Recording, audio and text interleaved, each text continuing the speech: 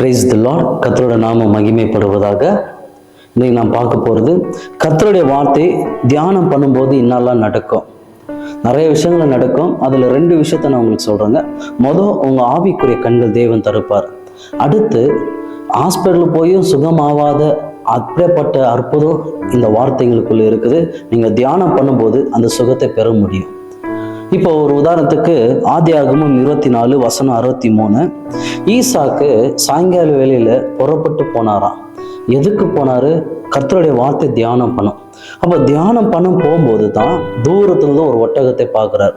அப்போ நம்ம தியானம் பண்ணும்போது என்ன நடக்கும்னா, நம்மளை சுற்றி என்னென்னலாம் நடக்குது, நம்மளுக்கு யாரெல்லாம் தீமை செய்கிறாங்க, அது மனுஷங்களாக இருந்தாலும் அது பிசாசுகள் இருந்தாலும் உன்னுடைய ஆவிக்குரிய கண்களை நீங்கள் பார்க்க முடியும். நீங்கள் தியானம் பண்ணும்போது தாங்க தேவன் உங்களுடைய கண்கள் தருப்பார். 3 பரலோகம் இருக்குது. இந்த 3 பரலோகத்துக்குள்ள என்னெல்லாம் இருக்குது அதெல்லாம் உன்னால் பார்க்க முடியும். எப்படின்னா, கர்த்தருடைய வார்த்தை நீங்கள் எடுத்து வாசித்து கொண்டே இருக்கும்போது சில வார்த்தைகள் உங்களுக்கு டச் ஆகும். அந்த வார்த்தையை எடுத்து நீங்கள் தியானம் பண்ண உண்மையாகவே சொல்கிறேங்க, உங்களை சுற்றி இருக்கிற எல்லா காரியம் உன்னால் பார்க்க முடியும் உங்கள் ஆவிக்குரிய கண்களில். இப்போ ஒரு உதாரணத்துக்கு பரலோகம் தமிழ் பைபிளில் வானம்னு இருக்கும். இந்த பரலோகம் எதுனாக்கா, இப்போ நம்ம பார்க்குறோம் இல்லையா, இந்த கிளவுட்ஸ் எல்லாமே, இதெல்லாம் பரலோகம். இந்த பரலோகத்துக்குள்ள பிசாசின்னா கிரியெல்லாம் நம்ம வாழ்க்கையில செய்யறான், அதெல்லாம் நம்மளால பார்க்க முடியும். இப்போ எப்படி நான் சொல்ல கேளுங்க. இப்போ கர்த்தருடைய வார்த்தை நீங்க எடுத்து வாசிக்கிறீங்களா? வார்த்தை வாசனையே இருக்கும்போது ஏதாவது ஒரு வார்த்தை ஆவியானவர் உங்களோட இருதயத்தில் பேசுவார். அந்த வார்த்தையை எடுத்து அந்த வார்த்தை மேல கை வச்சு, அந்த வசனத்து மேல கை வச்சு ஜெபம் பண்ணோம். ஆண்டவரே, இந்த வார்த்தை பிரகாரப்படி எனக்கு ஆகட்டும், ஆமேன்னு சொல்லி அந்த வார்த்தையை ரிப்பீட் பண்ணே இருக்கணும். இந்த வார்த்தையை நான் ரிசீவ் பண்ணிட்டேன் ஆண்டவரே, இந்த வார்த்தையில் இருக்கிறதெல்லாம் எனக்கு தான் ஆண்டவரே. நீங்க சொல்ல சொல்ல சொல்ல சொல்ல அந்த வார்த்தையை என்ன பண்ணுவார்? அந்த வார்த்தையை நீங்க தியானிக்கும் போது 2வது பரலோகத்துக்குள்ள ஜம்ப் ஆவீங்க. அப்போ 2வது பரலோகத்துல என்ன இருக்குது அப்படின்னு நீங்க கேட்டீங்கன்னா, அங்கதான் தேவ தூதர்கள் இருக்கிறாங்க, அங்கதான் உன்னுடைய ஆசீர்வாதம் இருக்குது, அங்கதான் சுகம் இருக்குது. நிறைய பேர் இன்னைக்கு ஹாஸ்பிட்டல் போய் சுகம் இல்லாத இருக்கிறாங்க. ஏன்னா நீங்க ஆண்டவர் வார்த்தையை கேட்குறீங்க, அந்த வார்த்தையை தியானிக்கிறது இல்லை. இப்போ ஒரு எக்ஸாம்பிள் சொல்றேங்க. ஒரு ஊழியக்காரு ஒரு தரிசனத்தை பார்த்தாராம். அந்த தரிசனத்துல ஒரு நாள் அந்த ஊழியக்கார் இந்த கிட்னி ஃபெயிலராம். அவர் ஜெபம் பண்ணே இருந்தார், ஆண்டவரே எனக்கு புதிய கிட்னி கொடுங்க ஆண்டவரேன்னு. அப்போ அப்படி ஜெபம் பண்ணிருக்கும் போது ஏதோ ஒரு வசனத்தை ஆண்டவர் போட்டு இருக்கிறார். அந்த வசனத்துல என்ன சொல்லப்பட்டு இருக்குதுன்னா, என் தழும்புனாலே நீ குணமானேன். அப்போ அந்த 1 பேதுருவிலிருந்து வசனங்களை எடுத்து அவர் என்ன செய்தாரா, அந்த வசனத்தை தியானம் பண்ணே இருந்தாராம். அந்த வார்த்தையை சொல்லினே இருந்தாராம். 2வது பரலோகத்துக்குள்ள எதெல்லாம் பார்க்குறாரா, மனுஷனுக்குள்ள இருக்கிற இந்த ஸ்பேர் பார்ட்ஸ் இருக்குது இல்லையா, அது எல்லாமே அங்கங்க புதுசா எல்லாமே தொங்கின்னு இருக்குதான். அப்போ இந்த மனுஷனை ஒரு தூதன் கொண்டு போனா. அப்போ தூதன் கிட்ட கேட்கிறாரா, இது என்னன்னு கேட்கும்போது, இது 2வது பரலோகம், இதுக்குள்ள எல்லாம் பார்ட்ஸ் இருக்குது மனுஷனுக்குள்ள இருக்கிறதெல்லாம் சொல்லும் போது, ஆமாங்க, யாரெல்லாம் ஆண்டவர் நாமத்துல கேட்குறாங்களோ, சுகத்தை கேட்குறாங்களோ, எதெல்லாம் அவங்களுக்கு ஸ்பேர் பார்ட்ஸ் போயிருக்குதோ அவங்களுக்கு என்ன பண்ணுவோம்னா, போயிருக்கிறது எடுத்துக்குவோம், புதுசா இருக்கிறது அவங்களுக்குள்ள வைப்போன்னு. இப்போ உனக்குள்ள போயிருக்கிற அந்த கிட்னி நான் புதுசா உங்களுக்குள்ள வைக்க போறேன் சொல்லி தூதன் கொண்டு அது வேஸ்ட்டு, அதுல இருந்து அந்த போயிருக்குது இல்லையா, அந்த கிட்னி ஃபெயிலியர் ஆகிக்குது இல்லையா, அது எடுத்துன்னு போய் அங்கே மாட்டி அங்கே சரி பண்ணுறாங்களாம். அதை பார்த்ததுமே அந்த ஊழியக்காரர் அந்த சாட்சி கொடுத்துருக்கிறாருங்க. இது உண்மை.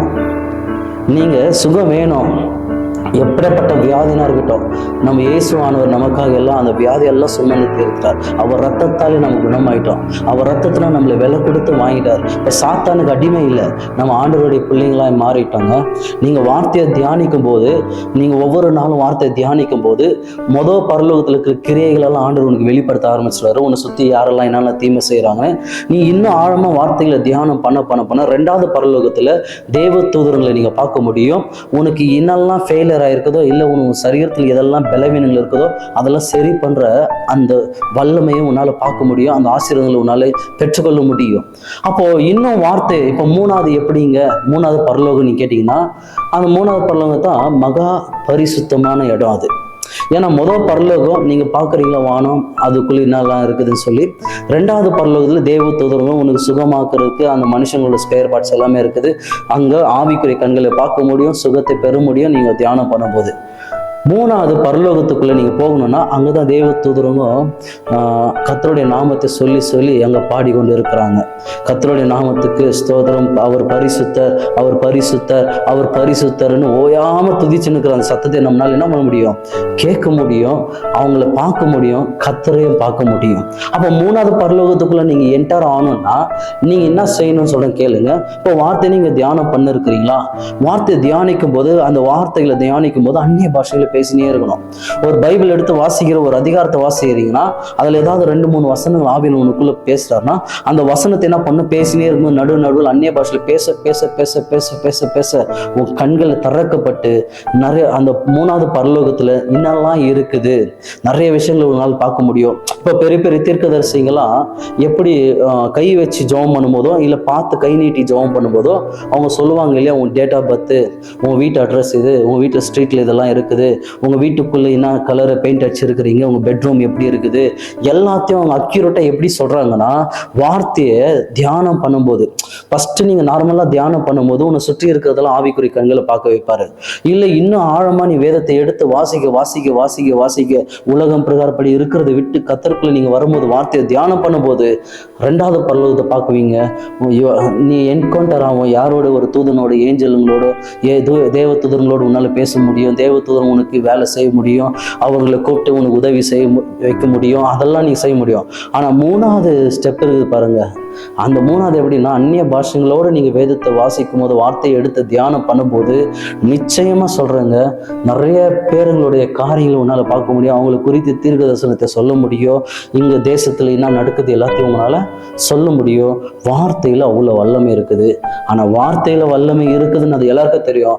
வார்த்தையை தியானிக்கும் போது உன் ஆவிக்குரிய கண்கள் திறக்கப்படும். இல்ல உனக்கு உடம்புல இருந்து ஏதாவது ஒண்ணு ஃபெயிலர் ஆயிருக்குதா, நீங்க ஆவிக்குரிய கண்கள்ல நீங்க டிராவல் பண்ண முடியும் ஆவியில.